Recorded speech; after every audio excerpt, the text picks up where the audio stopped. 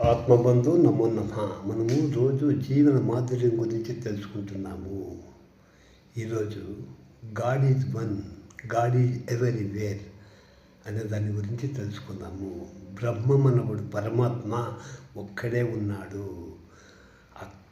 ఆత్మ జ్ఞానము లేని దాని నుండి అజ్ఞానం వలన మనకు ఆయన స్థానంలోనే జగత్తు కనపడుతూ మనకు భయము, ఆశ, దుఃఖము కలుగుతున్నాయి.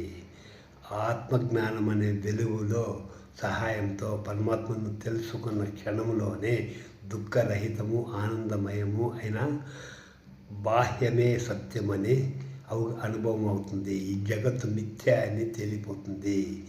ఇంద్రియాలు వాటి విషయాలైన శబ్దము, స్పర్శ, రూప, రస, వాసనతో కూడిన అజ్ఞానం వలన మనలో రాగద్వేషాలు కలుగుతున్నాయి.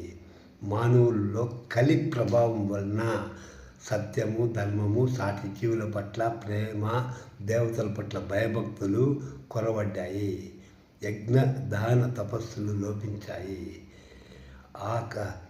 కనీసం ఆకాశంలో నక్షత్రాలు, భూమిపై ఉన్న ఇసుక రేణువులు, సముద్రంలో నీటి బిందువులు లెక్కించవచ్చునేమో కానీ ఆ భగవంతుని కళ్యాణ గుణ గణాలను, శక్తులను, విభూతులను ఎవ్వరూ గుర్తించడం లేదు.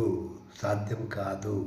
సత్సంగము లేని వారికి, ఇంద్రియ నిగ్రహము లోపించిన వారికి, రాక్షస గుణములతో కలవారికి, తమో గుణ ప్రధానులైన మోహాంధులకు అంటే కంఫర్ట్ జోన్లో ప్రతి ఒక్కరు ఇమిడి ఉన్నారు. కాబట్టి ఈ సత్యం తెలియదు. ధర్మాచరణ ఒక్కటే మానవుని యొక్క మొదటి కర్తవ్యము. దాన్ని కానీ ధర్మో రక్షిత అన్నారు. అలా జీవిస్తాము. ఎట్లా ఉంటుందో మీరే చదివి చూడండి. జై గురుదేవ్. శుభం భూయాత్. సబ్స్క్రైబ్ చేయండి, లైక్ చేయండి, కామెంట్ చేయండి. జై గురుదేవ్.